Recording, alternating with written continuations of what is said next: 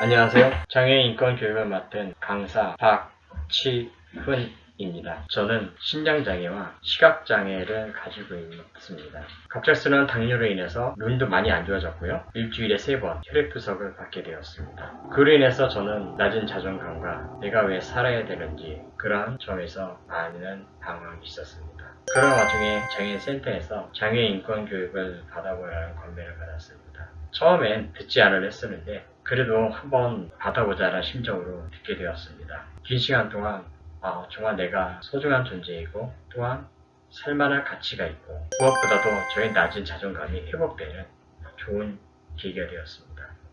그리고 저도 다른 사람에게 강의를 할 수 있다는 점에서 매우 좋았습니다. 오늘 여러분들과 함께 장애인 인권 교육에 대해서 다시 한번 나눠보고자 합니다. 존엄이란 무엇인가?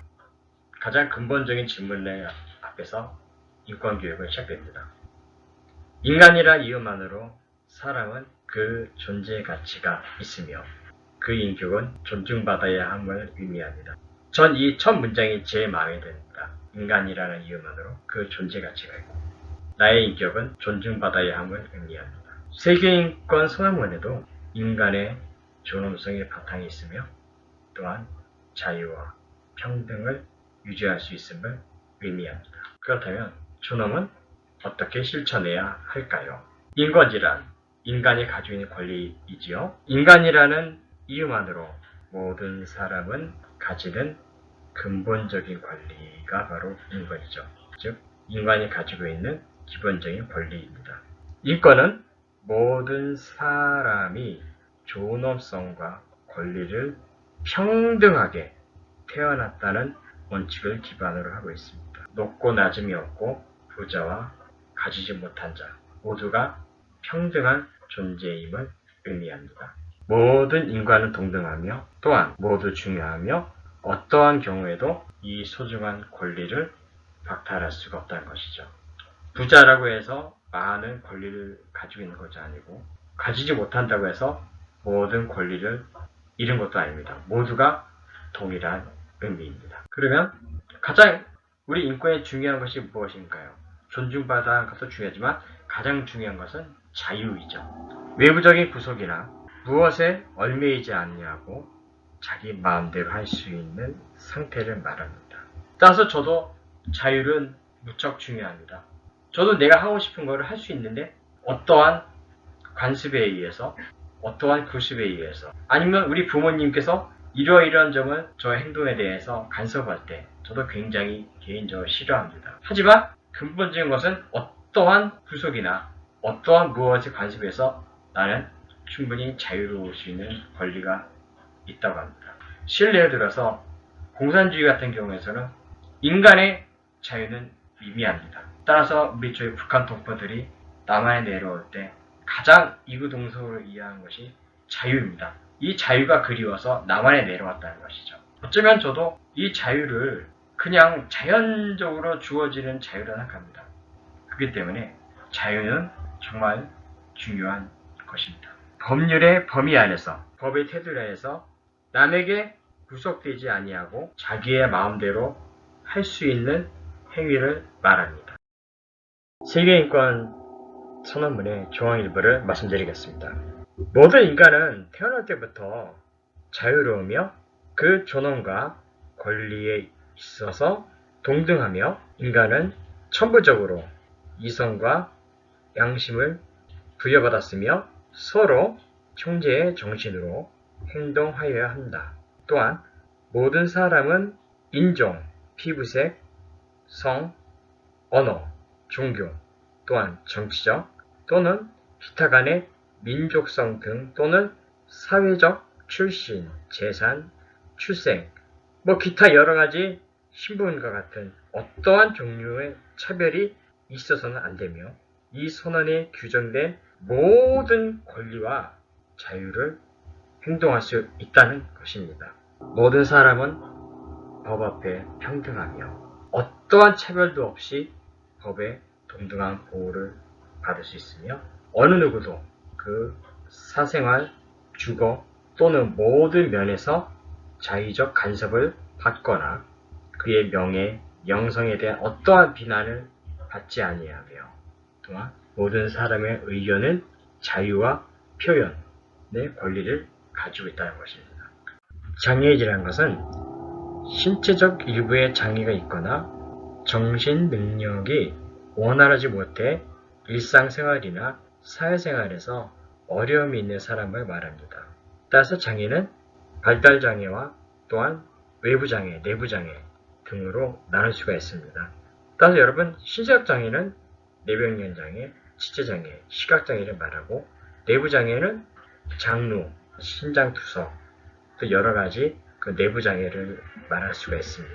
따라서 정신적 장애란 발달장애 또는 정신질환으로 발생하는 장애를 말합니다. 장애 유형에 대해서 간단하게 그림으로 설명해 드리겠습니다. 장애는 신체적 장애와 정신적 장애를 나눌 수가 있습니다. 신체적 장애는 내부장애와 외부장애가 있고요. 정신적 장애는 발달장애인과 정신장애인으로 나뉩니다. 나머지는 이 그림으로 참조해 주시면 감사하겠습니다. 장애 유형별의 에티켓이 있습니다. 굉장히 중요한 내용입니다. 먼저 지적 장애인분에 대한 에티켓을 알아보겠습니다. 대화를 나눌 때 끝까지 주의 깊게 경청해야 하며 이들의 말하고자 하는 의사를 정확히 이해할 수 있어야 합니다. 의사소통할 때는 가장 쉬운 단어를 선택해서 그분들에게 인식을 시켜줘야 합니다. 자폐성 장애 에티켓에 대해서 알아봅시다. 사전에 약속된 순서대로 생활하는 게 중요하며 만약 변동이 있을 경우에는 충분한 설명을 해 주어야 합니다. 이분들 경우에는 조그만 변화가 있으면 이해를 못하고 굉장히 좀 힘들어합니다. 따라서 만약 생활 패턴이 변동이 있을 때는 충분한 설명을 해주고 이해를 시켜주면 충분히 이해할 수 있을 것이라 생각합니다. 대화할 때는 대답을 기다려 주어야 하며 또한 보충적인 설명도 필요합니다. 지체장애인분들 같은 경우에는 최대한 다른 사람의 도움이 없이도 이용할 수 있는 방법과 수단으로 고려하여 제공되는 것을 좋으며 가능한 다른 사람의 도움을 최소화할 수 있는 방법이어야 한다. 따라서 이분들이 정말 어떠한 도움을 청했을 때 그때 도움을 적절하게 주면 되는 거고요. 과도한 도움은 이분들에게는 그렇게 좋지 못하다는 것입니다. 또한 편의를 받는 사람 중심으로 제공하며 따라서 이분들이 정말 최대한 편의를 제공해 주어야 하며 또한 효과적이면서도 적절한 수단이어야 함을 말합니다. 뇌병변 장애에 대해서 알아보겠습니다. 언어나 청각장애를 동반하는 경우가 많습니다. 따라서 언어 장애가 있으신 분들 계시고 또한 듣지 못하는 경우도 있습니다. 따라서 대화할 때는 알아들을 수 있지 못하는 경우가 많아요. 이러할 때 최대한 이분들의 대화를 집중해야 하며 알아듣지 못할 경우에는 정중하게 다시 한번 부탁을 드려서 이분들이 어떠한 대답을 하시는지 충분히 경청하면서 집중해야 함을 의미합니다. 함께 이분들의 속도를 맞추어 걸으면서 넘어졌을 때에는 도움을 필요한지 물어봐야 함을 의미합니다. 자, 시각장애에 대한 에티켓을 알아보겠습니다. 우선 제가 안내해 드릴게요 라고 의견을 물어본 후에 시각장애인이 그래요 도와주세요 라고 말을 할 때 그때 도와주시면 될 것 같습니다. 그리고 안내견이 다른 사람의 손을 타면은 상황 판단이 굉장히 좀 흐트러지기 때문에 절대로 안내견은 귀엽다고 쓰다듬어주면 절대로 안 됩니다. 왜냐하면 이것은 곧 그 시각장애인들의 안전과 직결되기 때문에 절대로 안내견이 귀엽다고 만져서는 아니 됩니다. 또한 길을 설명해 줄 때에는 여기저기 애매모호하게 답하지 마시고요. 정확하게 표현을 하셔서 정말 방향에 대해서 구체적으로 이분이 알아들을 수 있도록 설명해 주시면 감사하겠습니다. 청각장애인에 대해서 알아보겠습니다. 상대방의 입모양을 보고 이분들이 대화를 하기 때문에 입을 할 때도 천천히 해야 하고요. 또한 눈을 보면서 말하는 게 좋으며 몸짓도 얼굴 표현도 매우 중요합니다.